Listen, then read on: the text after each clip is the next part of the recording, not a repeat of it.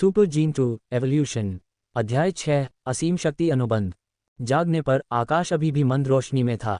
लिन Shane ने मुड़कर देखा और जैसा कि अपेक्षित था, बेस म्यूटेशन एग पर मोज़ेक गायब हो गया था और उसके दिमाग में नई जानकारी उभरी थी। तभी वह स्पष्ट रूप से देख पाया कि यह वास्तव में एक परिष्कृत steel beast base mutation egg था, जो सामान्य से अलग नहीं था। असफल सुपर बेस इवोल्यूशनरी बीज। असीम शक्ति अनुबंध। असीम शक्ति अनुबंध। एक प्राणी को पालें और उसके साथ अनुबंध करें। प्राणी को पकड़कर हर दिन 1 किलोमीटर दौड़ें। जैसे जैसे प्राणी बड़ा होता है और उसका वजन बढ़ता है, आपको प्राणी के वजन के बराबर ताकत मिलती जाएगी।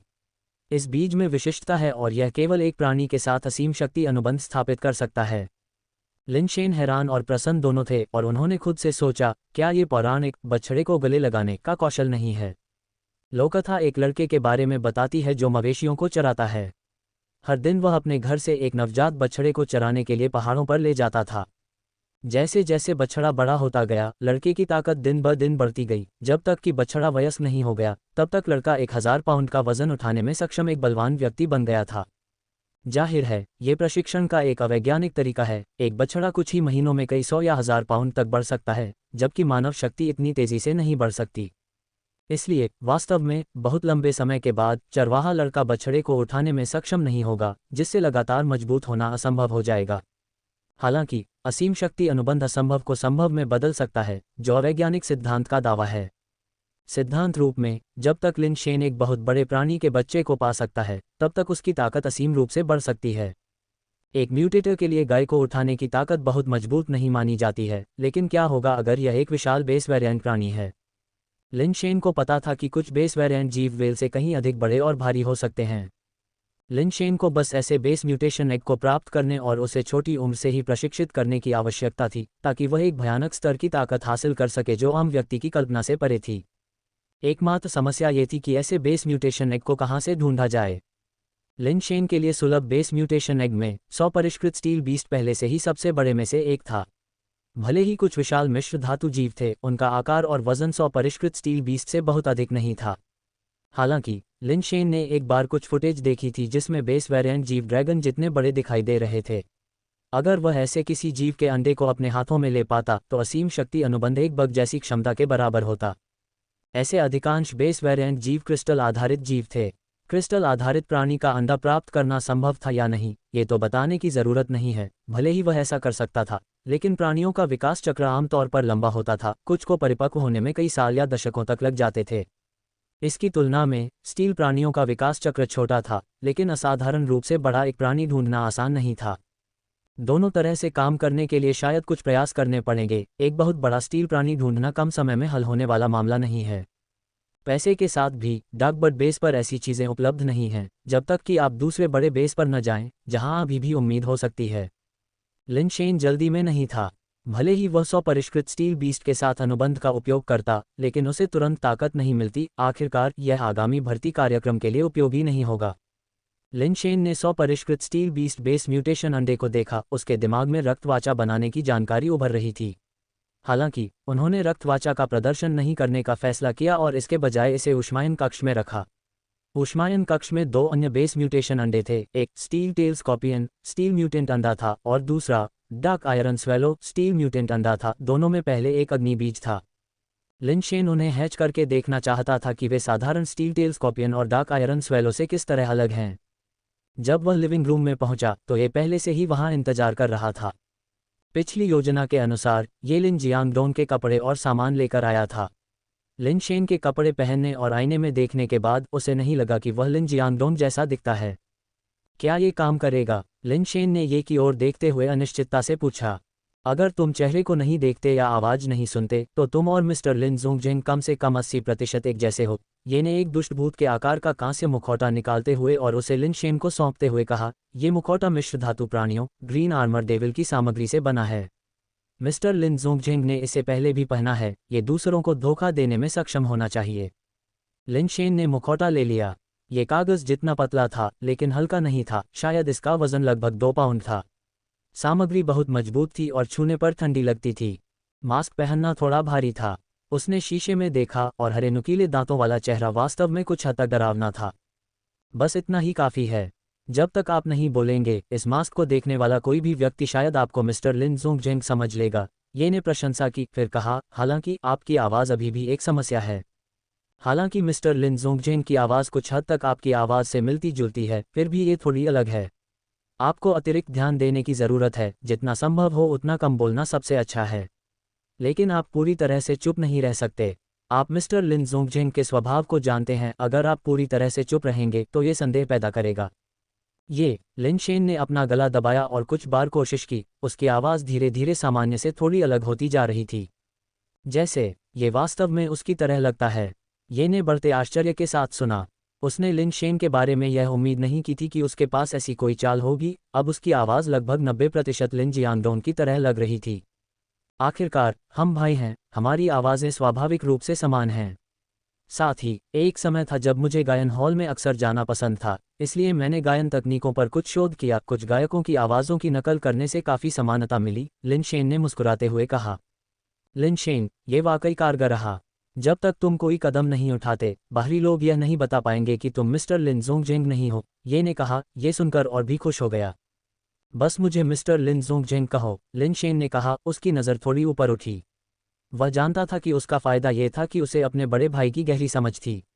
वह अभिनय में अच्छा नहीं था, इसलिए वह सिर्फ अपने भाई की तरह ही खुद को डुबो सकता था। हर हरकत, हर शब्द के साथ उसे यह सोचना पड़ता था कि मिस्टर लिन जोंगजेंग क्या करेंगे या क्या कहेंगे।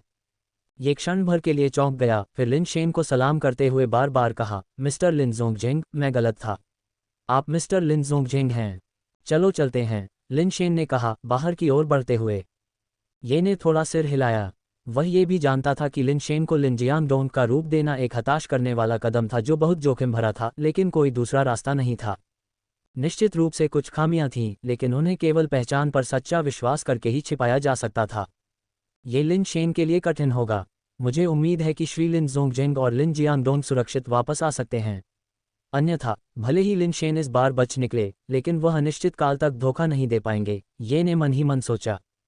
जब तक लिन शेन और ये कार्यक्रम स्थल पर पहुंचे, तब तक क्यूई और वांग परिवारों के प्रतिनिधि पहले से ही वहां थे, काफी समय से मंच पर बैठे हुए और अधीर हो रहे थे। लिन शेन और ये जानबूझकर देर से पहुंचे, सभा शुरू होने से ठीक पहले, ताकि क्यूई और वांग परिवार के प्रतिनिधियों को लिन शेन के साथ बहुत अधिक बात करने का समय न मिले, जिससे किसी भी तरह की चूक की संभावना कम हो जाए।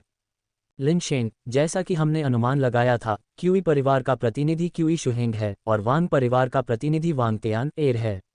उनकी प्रतिष्ठा और ताकत दोनों ही श्री लिन जोंगजेंग के करीब हैं। सावधान रहो, ये फुसफुसाए ताकि केवल वे दोनों ही सुन सकें। लिन शेन शांत रहे, कुछ नहीं बोले और सीधे मंच की ओर चल दिए। मंच पर पहले से ही दो आदमी थे। क्यू शुहिंग, जो कुछ हद तक विद्वान और परिष्कृत हवा में था, और दूसरा, एक मजबूत आदमी जिसकी नज़र बाज जैसी थी, स्वाभाविक रूप से वांग तियान र था। लिन शेन ने अंदर ही अंदर एक गहरी सांस ली। उसकी नज़र दृढ़ थी क्योंकि उसने दो आदमियों के साथ एक नज़र का आदान प्रदान किया और अहंकार की मुद्रा के साथ मंच पर चला गया। उसने सोचा था कि उसे देखकर क्यू शुहिंग और वांग तियान र निश्चित रूप से उसके मुखौटा पहनने पर सवाल उठाएंगे। अप्रत्याशित रूप से, जब उन्होंने उसे आते देखा तो वे वास्तव में खड़े हो गए, लेकिन उन्होंने उससे बात नहीं की। इसके बजाय उनकी निगाहें लिन शेन के पीछे किसी चीज़ की ओर चली गईं। वे क्या देख रहे हैं? लिन शेन मदद नहीं कर सका और देखने के लिए मुड़ गया, और ऐसा करते ही उसकी पुतलियां सिकुड़ गईं, जिससे वह अपनी जगह पर जम गया। अध्याय 7, मोज़ेक द्वारा बाधित महिला। ये ने अपना सिर घुमाकर देखा और देखा कि कोई व्यक्ति धीरे धीरे मंच की ओर जा रहा है। हालांकि उसके हाव भाव नहीं बदले, लेकिन उसकी नज़र में एक हल्का अगोचर बदलाव था। ये जैसे व्यक्ति के लिए जो आमतौर पर भावशून्य रहता था, उसकी आंखों में ये बदलाव बहुत सारी समस्याओं का संकेत देने के लिए पर्याप्त था। हालांकि क्यू शुहिंग और वांग तियान र उसके ठीक बगल में थे, और वह लिन शेन को कुछ भी संकेत नहीं दे पा रहा था। श्री लिन जियांगडोंग, आपको कोई आपत्ति नहीं है कि हमने इस मित्र को निरीक्षण के लिए आमंत्रित किया है न? क्यू शुहिंग ने मुस्कुराते हुए लिन शेन की ओर देखा। शुहिंग, यहीं पर तुम गलत हो, वांग तियान र ने बीच में ही कहा, और उसने लिन शेन के चेहरे पर अपनी नज़र घुमाई, एक ऐसी मुस्कान के साथ जो वास्तव में मुस्कान नहीं थी। ये तथ्य की वहाई है, डाकबर्ड बेस के लिए एक बड़ा सम्मान है, जिसने हमारे भर्ती सम्मेलन को शानदार बना दिया है। इसके अलावा वह श्री लिन जियांगडोंग की पुरानी दोस्त है। आपत्तियों के बजाय श्री लिन जियांगडोंग को हमें धन्यवाद देना चाहिए, क्या ये सही नहीं है श्री लिन जियांगडोंग? वह यहाँ क्यों है, और क्यूई शुहिंग और वांग तियान र के बीच इतनी मौन सहमति कैसे है? क्या ऐसा हो सकता है कि क्यूई और वांग परिवारों ने पहले ही गठबंधन कर लिया है? अगर यह सच है तो हम शायद श्री लिन ज़ोंगजिंग और श्री लिन जियांगडोंग के लौटने तक नहीं टिकेंगे। ये ने सोचा, उसका मन आग की तरह तड़प रहा था, फिर भी उसने कोई कदम उठाने की हिम्मत नहीं की। कोई भी हरकत क्यूई शुहिंग और वांग तियान र को और अधिक संदिग्ध बना सकती थी, जो लिन शेन को ध्यान से देख रहे थे और उसकी कम दिखाई देने वाली आंखों से कुछ पढ़ने की कोशिश कर रहे थे। सभी की नज़रें लिन शेन के चेहरे पर टिकी थीं और जब लिन शेन ने मंच पर आए व्यक्ति को देखा तो उसकी नज़र नहीं बदली, लेकिन उसका दिल बहुत संदेह से भर गया। सुपर बेस एवोल्यूशन का अग्नि बीज ले जाने वाला एक इंसान। लिन शेन को चौंका देने वाली बात इस व्यक्ति की पहचान नहीं थी। वास्तव में उसने यह नहीं देखा था कि यह कौन था, केवल स्पष्ट रूप से पहचान पाया कि यह एक महिला थी। क्योंकि इस महिला का शरीर मोज़ेक जैसा था, लिन शेन उसकी विशेषताओं को बिल्कुल भी नहीं पहचान सका। अग्नि बीज की खोज के बाद से लिन शेन ने इसे केवल बेस म्यूटेशन अंडे पर देखा था, और यहाँ तक कि हैच किए गए बेस वेरिएंट प्राणियों पर भी नहीं, किसी इंसान पर तो बिल्कुल भी नहीं। वास्तव में लिन शेन के मन में कभी यह ख्याल नहीं आया था कि मनुष्य भी अग्नि बीज को धारण कर सकते हैं। इस खोज ने उसे रोमांचित कर दिया। ये खुशी अग्नि बीज प्राप्त करने की एक और संभावित विधि के कारण थी, और स्वाभाविक रूप से ये जानकर आश्चर्य हुआ कि यह व्यक्ति कौन था। उसे इस बारे में जरा भी जानकारी नहीं थी। ऐसा नहीं था कि वह उसे पहचान नहीं पाया था। अगर वह पहचान भी लेता तो भी महिला का शरीर मोज़ेक से ढका हुआ था, वह नहीं बता सकता था कि वह कौन थी। लिन, कैसा रहा? महिला ने लिन शेन के पास जाते हुए हल्के स्वर में कहा। इस कथन ने लिन शेन को याद दिलाया कि उसके बड़े भाई लिन जियांगडोंग को बहुत छोटी उम्र में दूर स्थित सी कॉर्न बेस में प्रशिक्षण के लिए भेजा गया था, जहां उसने लौटने से पहले लगभग एक दशक बिताया था। हर बार जब लिन जियांगडोंग बहुत ज्यादा शराब पीता था तो वह सी कॉर्न बेस की उन्नति और वहां के म्यूटेटर्स की प्रभावशालिता का बखान करता था। अगर सी कॉर्न बेस महानगर होता तो उसकी तुलना में डार्क बर्ड बेस को गांव भी नहीं माना जाता। बेशक लिन जियांगडोंग की कहानियां डार्क बर्ड बेस को नीचा दिखाने के लिए नहीं थीं, बल्कि खुद के बारे में शेखी बघाड़ने के लिए थीं। हर बार लिन जियांगडोंग अपनी प्रतिभा के बारे में बात करता था, कैसे सी कॉर्न बेस के बड़े लोग इस बात पर झगड़ते थे कि कौन उसका मार्गदर्शन करेगा और कितने प्रशिक्षण शिविर के कोच उसके निर्णय का बेसब्री से इंतजार करते थे।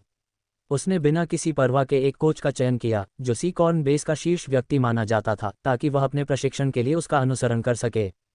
जिन कोचों को उसने नहीं चुना, वे जीवन में एक बार मिलने वाले प्रतिभाशाली व्यक्ति को खोने के लिए अपनी छाती पीटते हुए विलाप करते थे। वह ये भी दावा करता था कि उसके प्रशिक्षण के दौरान उसके समूह के सभी छात्र साधारण थे, लेकिन उससे मिलने पर वे ऐसे व्यवहार करते थे जैसे उन्होंने एक बिल्ली देखी हो, भयभीत हो जाते थे और सम्मानपूर्वक उसे वरिष्ठ भाई कहते थे।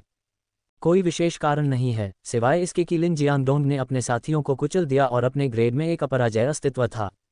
लिन शेन ने इसे इतनी बार सुना कि उसे लगने लगा कि लिन जियांगडोंग की बातें पूरी तरह से अविश्वसनीय थीं, जिसमें बहुत ज्यादा शेखी बघाड़ना शामिल था। अगर उसका बड़ा भाई वाकई उतना ही शानदार था जितना उसने दावा किया था, सी कॉर्न बेस जैसी जगह पर भी अपनी पीढ़ी पर हावी था, तो ये कैसे हो सकता है कि डार्क बर्ड बेस, एक छोटे से स्थान पर, अभी भी कुछ साथी थे जो उसका मुकाबला कर सकते थे। हालांकि चूंकि लिन जियांगडोंग काफी वाकपटु था, इसलिए उसकी शेखी बघाड़ना भी एक कहानी को रोमांचक और असाधारण कल्पना से भरा बना सकता था। उन्हें इतनी बार सुनने के बाद लिन शेन को कहानियों के कई नाम और लोग याद आ गए। बेशक वे लोग केवल ये दिखाने के लिए थे कि लिन जियांगडोंग खुद कितना अद्भुत था, केवल पृष्ठभूमि। बस इतना था कि लिन जियांगडोंग ने और भी ज्यादा दिखावा करने के लिए उन पृष्ठभूमियों को कुछ आश्चर्यजनक पहचाने दी। सदी में एक बार मिलने वाली प्रतिभा, महान परिवारों और कुलीनों के बेटे, स्कूल की सुंदरियां और इसी तरह की अन्य प्रतिभाएं, ये सब बहुत सुनने के बाद थोड़ा अश्लील लगा। लिन जियांगडोंग ने कई महिला सहपाठियों के बारे में बात की जो जाहिर तौर पर उसके आकर्षण और व्यक्तित्व से मोहित थीं, पूरी तरह से मोहित थीं और खुद को मुक्त करने में असमर्थ थीं। उनमें से प्रत्येक रो रही थी और उसकी प्रेमिका बनने की भीख मांग रही थी, जिससे वह परेशान हो गया। लिन जियांगडोंग के शब्दों में, एकमात्र महिला सहपाठी जिसने उसके साथ डेटिंग करने के बारे में नहीं सोचा था, वह अभी भी उसकी साधना प्रतिभा और युद्ध क्षमताओं से बहुत प्रभावित थी, उसकी छोटी प्रशंसक। लिन शेन को याद आया कि लिन जियांगडोंग की कहानियों में छोटी प्रशंसक का नाम बाई शेनफेई था, जो उससे 1 साल छोटी थी, लेकिन एक विलक्षण लड़की थी जिसने 12 साल की उम्र में बटरफ्लाई ट्रांसफॉर्मेशन किया था और मार्शल आर्ट में लीन थी, हर दिन साधना या मार्शल और युद्ध के मार्ग पर बिताती थी। उस समय लिन जियांगडोंग बाई शेनफेई से सिर्फ 1 साल बड़ा था और अभी तक बटरफ्लाई ट्रांसफॉर्मेशन से नहीं गुजरा था। उसने पहले से ही रूपांतरित बाई शेनफेई को हरा दिया और तब से वह उसे एक आदर्श के रूप में देखती थी, साधना के हर मुद्दे पर उससे सलाह लेती थी। तथाकथित तितली परिवर्तन मानव से उत्परिवर्ती में विकसित होने में एक महत्वपूर्ण कदम है, ठीक उसी तरह जैसे एक कैटरपिलर तितली में बदलने के लिए प्यूपा बनता है। एक साधक को अपने मांस और रक्त शरीर को स्टील बॉडी के समान विकसित करने के लिए इसी तरह की प्रक्रिया से गुजरना पड़ता है। लिन शेन ने फिर से याद किया कि लिन जियांगडोंग की कहानियों में उन पृष्ठभूमि सहपाठियों में से अधिकांश उसके अपने सहपाठी थे, जिनमें बाई शेनफेई एकमात्र छोटी बहन थी। यह महिला जो खुद को वरिष्ठ भाई कह रही है, क्या वह बाई शेनफेई हो सकती है? लिन शेन ने सोचा कि यह संभव है, लेकिन वह निश्चित नहीं हो सका। आखिरकार लिन जियांगडोंग की बाई शेनफेई नाम की एक से अधिक छोटी बहनें थीं और गलत पहचान लिन शेन के लिए असहनीय परिणाम ला सकती थी। सबकी निगाहों के सामने लिन शेन ने कुछ अहंकार के साथ मोज़ेक ब्लर वाली महिला से कहा, मैं आखिरी व्यक्ति क्यों हूं जिसे पता चला कि तुम डार्क बर्ड बेस में आए हो। ये कहते हुए लिन शेन ने क्यूई शुहिंग और वांग तियान र की ओर भी देखा, जिससे ये स्पष्ट हो गया कि वह काफ़ी नाखुश था।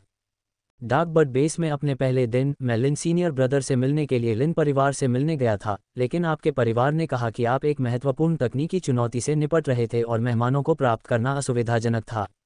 इसलिए मुझे क्यूई परिवार और वांग परिवार से मिलने जाना पड़ा, बाई शेनफेई ने समझाया। लिन शेन बाई शेनफेई की अभिव्यक्ति या आंखों को नहीं देख सका, लेकिन उसने महसूस किया कि उसका स्वर शांत था, उसके बुरे रवैये पर गुस्सा नहीं था, धैर्यपूर्वक समझा रहा था, जैसे कि वह वास्तव में जियांगडोंग के बारे में बहुत अच्छा सोचती थी। क्या आप ये कहना चाह रहे हैं कि आप विशेष रूप से मुझसे मिलने डार्क बर्ड बेस नहीं आए हैं? लिन शेन ने जांच जारी रखने का फैसला किया। अगर यह सिर्फ एक सामान्य सहपाठी संबंध होता, तो उसके आरोप लगाने वाले लहजे से गुस्सा नहीं बल्कि परेशान प्रतिक्रिया मिलती। अगर महिला के लहजे में असहजता का कोई संकेत नहीं था, तो संभावना है कि वह बाई शेनफेई थी। लिन जियांगडोंग, ये कहना आपके लिए थोड़ा अनुचित है। वह आपसे मिलने के लिए हमारे डार्क बर्ड बेस तक मीलों की यात्रा करके आई थी, लेकिन आपने उसे बाहर कर दिया, एक झलक भी नहीं देखी। और अब जब आप आखिरकार मिल चुके हैं, तो आप अभी भी एक घटिया मुखौटे के पीछे छिपे हुए हैं, चेहरा नहीं दिखा रहे हैं। तो मुझे बताओ, क्या इसे मुलाकात माना जाएगा या नहीं?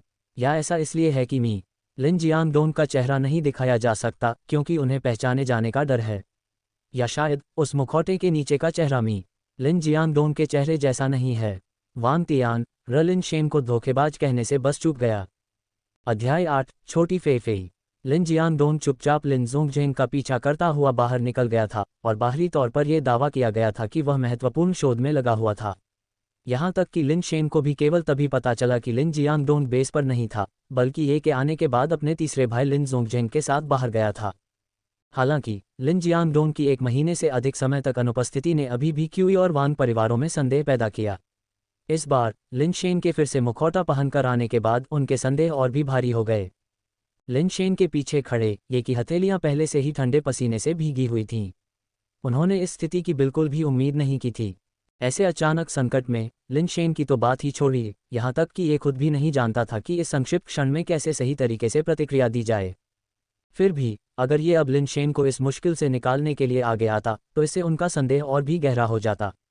दूसरी ओर अगर वह बीच में नहीं आता, तो लिन शेन शायद इस स्थिति से बाहर भी नहीं निकल पाता। जैसे ही ये बोलने के बारे में सोचे बिना नहीं रह सका, लिन शेन ने पहले ही एक चाल चल दी थी। लिन शेन अचानक वांग तियान र के पास आ गया, उसका चेहरा लगभग वांग तियान र से टकरा गया, जिससे वह अचानक हरकत से चौंक गया। लिन जियांगडोंग से बहुत डरकर वांग तियान र ने अपनी कमरबंद से पिस्तौल निकालकर पीछे हट गया। इस युग में आग्नेयास्त्र अभी भी बहुत शक्तिशाली हथियार थे, खासकर मनुष्यों के लिए, क्योंकि हैंडगन का खतरा बना रहता था। आखिरकार मनुष्य 24 घंटे स्टील बॉडी अवस्था को बनाए नहीं रख सकते थे, और अधिकांश म्यूटेटर पूरी तरह से स्टील बॉडी से बने नहीं थे, कुछ में तो स्टील बॉडी कवरेज 50% से भी कम था। इसलिए कई लोग हैंडगन रखते थे, जो बेस वेरिएंट क्रिएचर के लिए नहीं बल्कि उनकी अपनी प्रजाति के लिए थे। ये के साथ पिछली रात की विस्तृत योजना के दौरान लिन शेन ने पहले ही वांग तियान र को देख लिया था, जिसकी ताकत लिन जियांगडोंग के बराबर थी। दोनों ही मिश्र धातु म्यूटेटर थे। हालांकि उसे बंदूकों का बहुत शौक था और माना जाता था कि उसने अपनी बंदूक से कई लोगों को मार डाला था। जिस क्षण वांग तियान र ने अपनी बंदूक निकाली, लिन शेन का हाथ एक जहरीले सांप की तरह बाहर निकल आया। वांग तियान र के पास प्रतिक्रिया करने का समय नहीं था। उसने अपनी बंदूक को मजबूती से पकड़ा भी नहीं था कि उसे लगा कि उसकी उंगलियां ढीली पड़ गई हैं और उसकी हैंडगन छीन ली गई है। लिन शेन ने वांग तियान र की बंदूक को सीधे जब्त करने की उम्मीद नहीं की थी, ये देखते हुए कि वांग तियान र एक मिश्र धातु उत्परिवर्ती था, जिसकी पूरी तरह से फटने पर गति गोली से भी कम हो सकती है।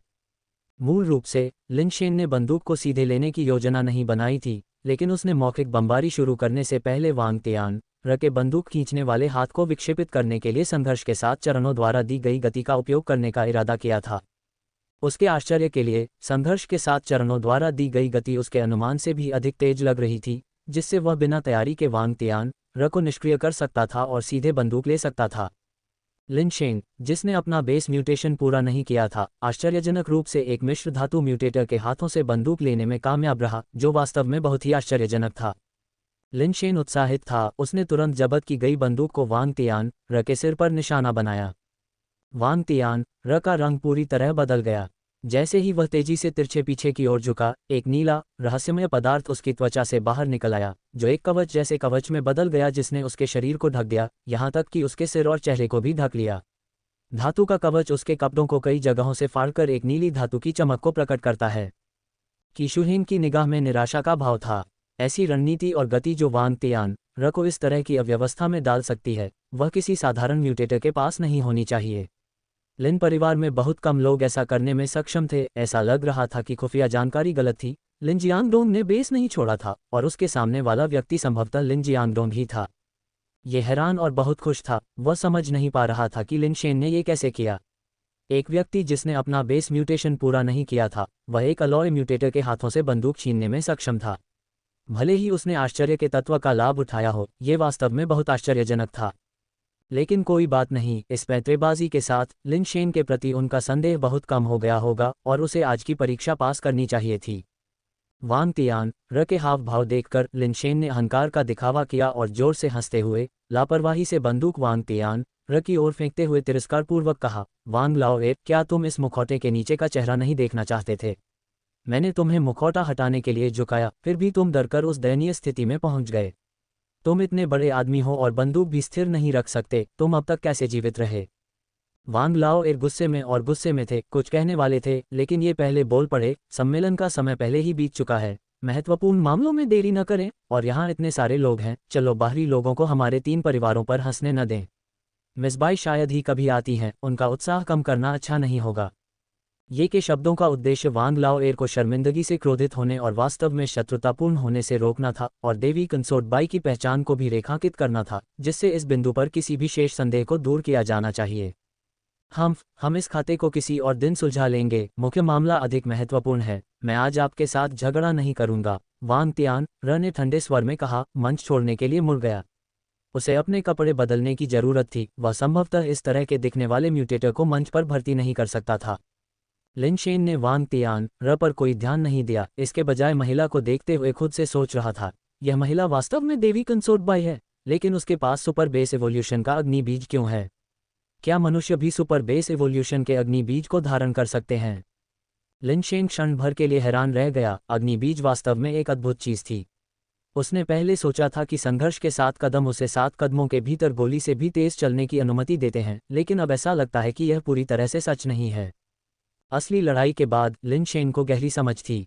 इस क्षमता का सही अर्थ ये हो सकता है कि जब तक प्रतिद्वंद्वी बंदूक का उपयोग करता है और 7 कदमों के भीतर रहता है, चाहे प्रतिद्वंद्वी कितना भी तेज क्यों न हो, उसकी कार्रवाई हमेशा तेज होगी। ये काफी शक्तिशाली था, हालांकि अधिक सीमाओं के साथ। एक गलतफहमी, चलो अपनी सीटें लेते हैं, क्यू शुहिंग ने अपने सज्जन तरीके से कहा। देवी कंसोर्ट बाई को अपने बगल में बैठने के लिए आमंत्रित किया। लिन शेन को याद आया कि लिन जियांगडोंग ने कहा था कि देवी कंसोर्ट बाई उनकी बहुत बड़ी प्रशंसक हैं। उन्होंने उन्हें कई मामलों में सलाह दी थी और उनका रिश्ता काफी अच्छा था, शिक्षक और दोस्त दोनों की तरह। स्वाभाविक रूप से वह इस समय देवी कंसोर्ट बाई को क्यू शुहिंग के बगल में बैठने नहीं दे सकते थे। चौथे भाई आमतौर पर देवी कंसोर्ट बाई को क्या कहते थे? लिन शेन ने कुछ देर सोचा और फिर याद किया। देवी कंसोर्ट बाई की ओर हाथ हिलाते हुए कहा, छोटी फेफी, अपने बड़े भाई के बगल में बैठो। लिन शेन ने जिस तरह से देवी कंसोर्ट बाई से पहले बात की थी, उससे वह बिल्कुल भी परेशान नहीं हुई, जिससे लिन शेन को लिन जियांगडोंग की कई बातों पर यकीन हो गया। अब उसे देवी कंसोर्ट बाई से उसी तरह से बात करनी थी जैसे लिन जियांगडोंग करता था, ताकि उसे कोई कमी न दिखे, खासकर तब जब लिन शेन को यकीन नहीं हो रहा था कि देवी कंसोर्ट बाई ने पहले लिन परिवार का दौरा किया था या क्यूई और वांग परिवारों के साथ उसका रिश्ता कैसा था और उसे किसी चीज में उनकी मदद की जरूरत क्यों थी। लिन शेन की बातें सुनकर देवी कंसोर्ट बाई ने बिना किसी हिचकिचाहट के चलकर लिन शेन के बगल में सीट ले ली। क्यूई शुहेन केवल खुद ही बैठ सकता था और कुछ ही देर बाद वांग तियान र, जिसने नए कपड़े पहने थे, वापस आकर क्यूई शुहेन के बगल में बैठ गया। भर्ती कार्यक्रम आधिकारिक रूप से शुरू हुआ और मेजबान के समन्वय के तहत डाकबर्ड बेस के 3 प्रमुख कुलों में शामिल होने के इच्छुक कई म्यूटेटर अपनी क्षमताओं का प्रदर्शन करने के लिए मंच पर लाइन में लगने लगे ताकि प्रतिनिधियों का पक्ष जीत सकें। लिन शेन को इन लोगों में बहुत दिलचस्पी नहीं थी और उसने देवी कंसोर्ट बाई से पूछा, छोटी फेफी, आप डाकबर्ड बेस में क्यों आए हैं? देवी कंसोर्ट बाई धीरे धीरे लिन शेन की ओर झुकी, उसके होंठ लगभग उसके कान के लोब को छू रहे थे। लगता है कि देवी कंसोर्ट बाई वास्तव में चौथे भाई के बहुत करीब थी। लिन शेन अपने चौथे भाई की वास्तव में कुछ कौशल होने के लिए प्रशंसा करने से खुद को रोक नहीं सका और उसे एहसास हुआ कि पहले उसने अपने भाई की शेखी बघारने को गलत समझा था। मुझे परवाह नहीं है कि आप कौन हैं, अगर आपने मुझे फिर से लिटिल फेफी कहने की हिम्मत की तो मुझे आपकी पहचान उजागर करने के लिए क्यूई या वांग परिवारों की आवश्यकता नहीं होगी। मैं अभी आपका सिर काट दूंगी। देवी कंसोर्ट बाई की आवाज़ नर्म थी, लेकिन उसका लहजा बहुत अरुचिकर था। पर्दा उठ गया। लिन शेन का शरीर कांप उठा, अंदर ही अंदर विलाप करते हुए, चौथे भाई, ओह चौथे भाई, तुम्हें इस तरह शेखी क्यों बघारनी पड़ी? तुम्हारे छोटे भाई को अब तुमने धोखा दे दिया है। अध्याय 9, सुपरसोनिक गनमैन। कहने की ज़रूरत नहीं है, समस्या लिटिल फेफी नाम के साथ होनी चाहिए। अगर लिन जियांगडोंग ने देवी कंसोर्ट का जिक्र इतनी सहजता से न किया होता, उसे लिटिल फेफी कहकर न पुकारा होता और न कहा होता कि जब वह उसे इस तरह पुकारता है तो उसे अच्छा लगता है, कि अगर वह ऐसा न करे तो वह उससे नाराज़ भी हो जाएगी, तो लिन शेन निश्चित रूप से देवी कंसोर्ट को इस तरह से संबोधित नहीं करते। ये केवल इतना ही कहा जा सकता है कि लिन जियांगडोंग एक असली कामचोर है, वह आपको ठगता है और आपके अंतिम संस्कार का खर्च नहीं उठाता। अब लिन शेन केवल इस बात के लिए आभारी हो सकता है कि जब उसने देवी कंसोर्ट को लिटिल फेफी कहा तो उसने उसके गालों को चुटकी से नहीं दबाया। लिन जियांगडोंग ने कसम खाई थी कि देवी कंसोर्ट में बच्चे जैसी चर्बी थी और उसके गाल विशेष रूप से मनमोहक थे। उसके साथ उसके रिश्ते के कारण वह अक्सर उसके मोटे छोटे गालों को चुटकी से दबाता था। सौभाग्य से ऐसा लगता है कि देवी कंसोर्ट मेरा पर्दाफाश नहीं करना चाहती, लिन शेन ने तेजी से सोचा। उसका दिमाग कई बार तेजी से घूमा और वह तुरंत सीधा बैठ गया, उसकी आंखें उसकी नाक पर, नाक उसके दिल पर, जैसे कि वह ध्यान में एक बूढ़ा भिक्षु हो। आप वास्तव में कौन हैं और आप लिन का प्रतिरूपण क्यों कर रहे हैं? देवी कंसोर्ट ने पूछा। ये देखकर कि लिन शेन चुप रहा, उसकी भौहें फिर से बोलते समय सिकुड़ गईं। तुमने क्या कहा? यहाँ वाकई बहुत शोर है, बात करने के लिए अच्छी जगह नहीं है। भर्ती कार्यक्रम खत्म होने के बाद हम मेरे घर पर एक अच्छी बातचीत के लिए क्यों न चलें? लिन शेन यहाँ कभी स्वीकार नहीं करेगा कि वह लिन जियांगडोंग नहीं है। जब तक वह इसे स्वीकार नहीं करता, चाहे देवी कंसोर्ट कुछ भी कहे, उसके पास अभी भी पैंतरेबाजी करने की गुंजाइश थी। अगर उसने यहाँ इसे स्वीकार कर लिया और देवी कंसोर्ट का कोई दुर्भावनापूर्ण इरादा था, जैसे कि रिकॉर्डिंग करना या कुछ और, तो उसे बाद में इससे बाहर निकलने का मौका भी नहीं मिलेगा और फिर वह वास्तव में खत्म हो जाएगा। देवी कंसोर्ट ने लिन शेन की ओर देखा, फिर कुछ और नहीं कहा। जब वे दोनों फुसफुसा रहे थे तो क्यू शुहिंग और वांग तियान रवि किनारे पर एक निजी बातचीत कर रहे थे। ऐसा लगता है कि हम शायद अपने अनुमान में गलत थे। लिन जियांगडोंग ने शायद बेस नहीं छोड़ा होगा, क्यू शुहिंग ने लिन शेन और देवी कंसोर्ट की ओर देखते हुए कहा, जो बहुत करीब लग रहे थे क्योंकि वे धीमी आवाज में बात कर रहे थे। वांग तियान र ने भौहें सिकुड़ी और कहा, उसने अभी जो कदम उठाया है, उसके साथ लिन भाइयों के अलावा लिन परिवार में वाकई बहुत कम लोग ऐसा कर सकते हैं, और अगर कोई और कर भी सकता है तो वे लिन जियांगडोंग की तरह नहीं दिखेंगे। लेकिन मुझे अभी भी लगता है कि कुछ ठीक नहीं है। क्या ठीक नहीं है? क्यू शुहिंग ने पूछा। वांग तियान र ने लिन शेन की दिशा में देखा और अपना सिर हिलाया। मैं ठीक से नहीं बता सकता, लेकिन चूंकि हमारे पास ये जानकारी है, भले ही लिन जियांगडोंग बाहर न गया हो, कुछ समस्याएं होनी चाहिए। क्यू शुहिंग ने भी लिन शेन की ओर देखा और फिर फुसफुसाया, यह महत्वपूर्ण नहीं है, हमारे परिवार की ताकत का प्रदर्शन बाद में भी होगा, है न? हम तब उसका परीक्षण करेंगे। उसने अभी जो गति दिखाई है, उसके साथ हमने पहले जो मिश्र धातु जीव तैयार किए थे, वे शायद कुछ भी प्रकट नहीं करेंगे, है न? वांग तियान र ने सोचा। इसलिए हमें इसे बदलने की ज़रूरत है, क्यू शुहिंग ने आत्मविश्वास से कहा। मैंने हाल ही में एक दुर्लभ मिश्र धातु स्तर का पालतू जानवर खरीदा है जो उसके परीक्षण के लिए एकदम सही होना चाहिए। क्या मिश्र धातु स्तर का पालतू जानवर काम कर सकता है?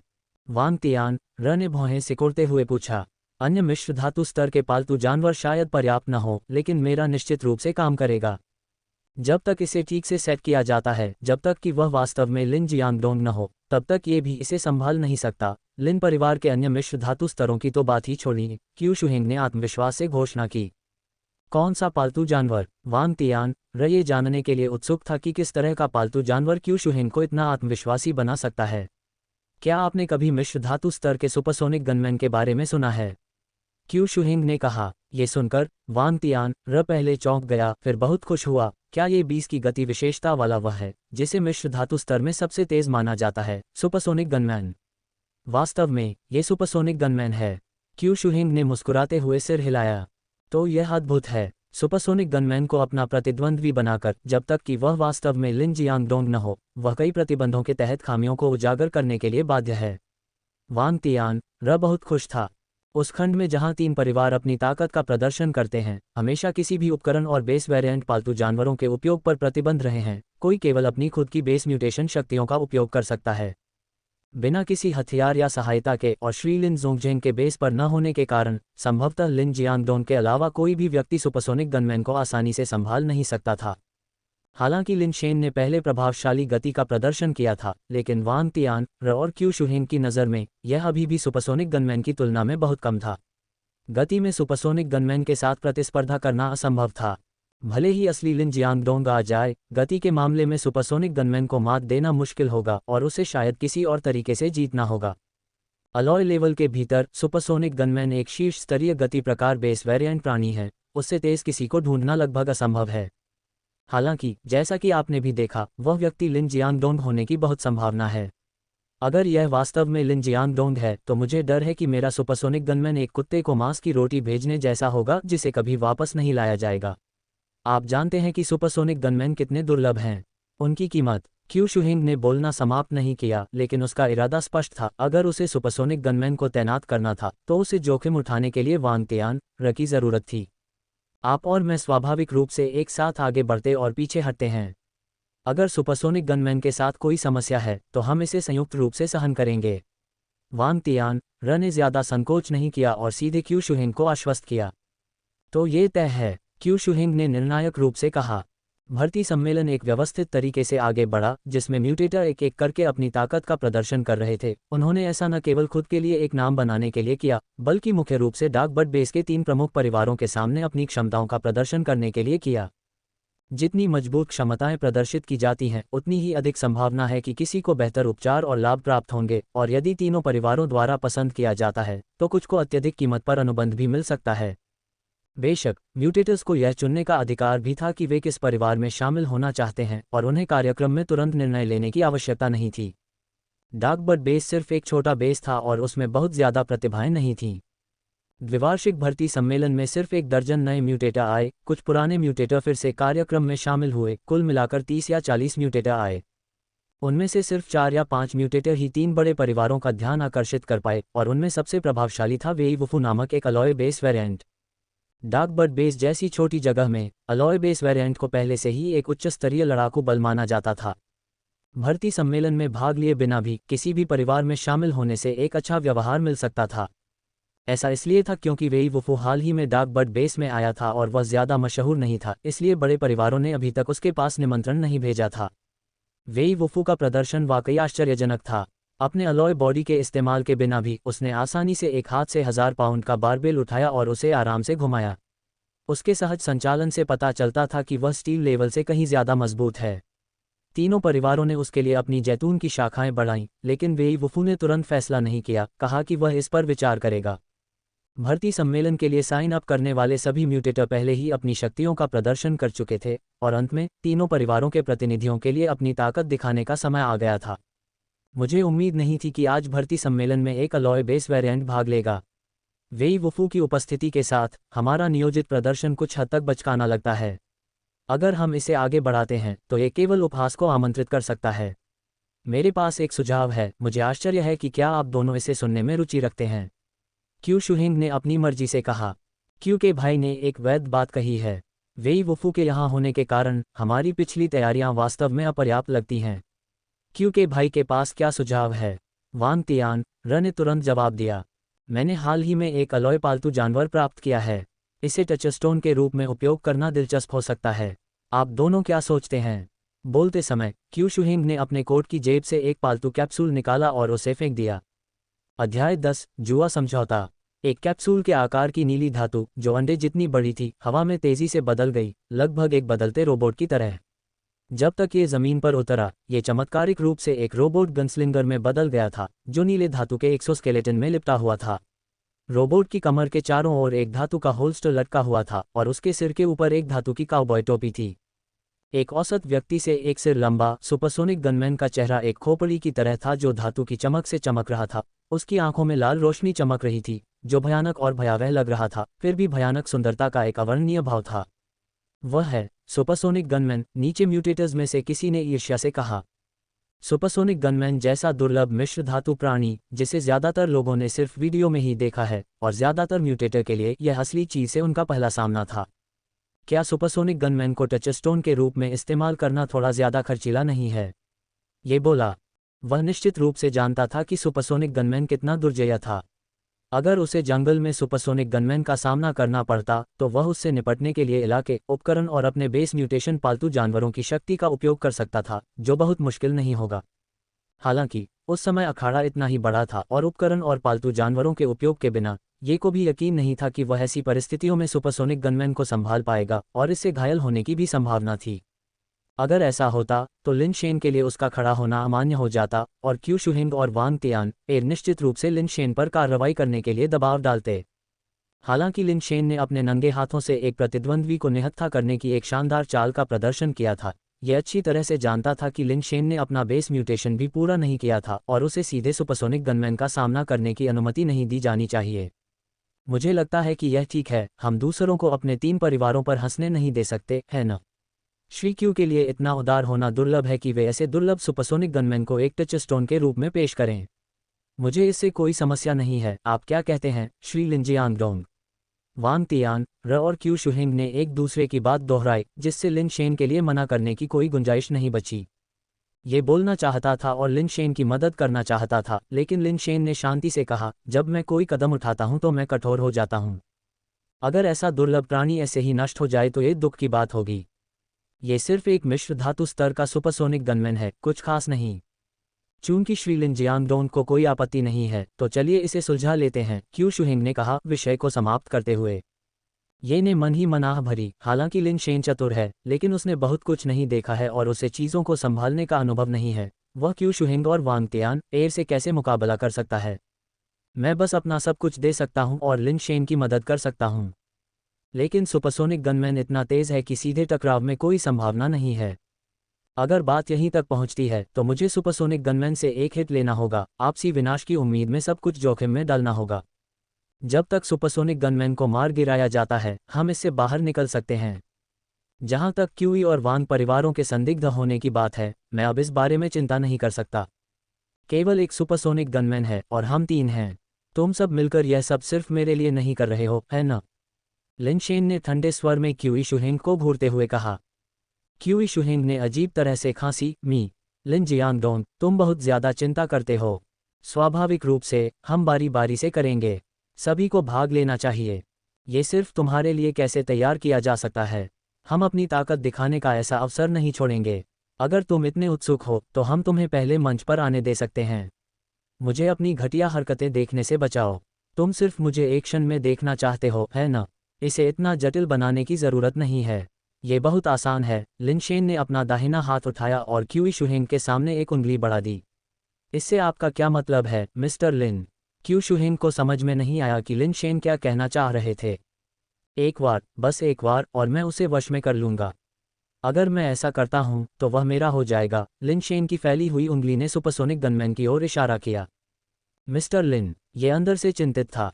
उसके लिए लिन शेन इस चाल से क्यू शुहिंग को पीछे हटने के लिए मजबूर करने की कोशिश कर रहा था, लेकिन ऐसा भोला विचार काम करने की संभावना नहीं थी। इस बिंदु पर क्यू शुहिंग शायद ही पीछे हटता।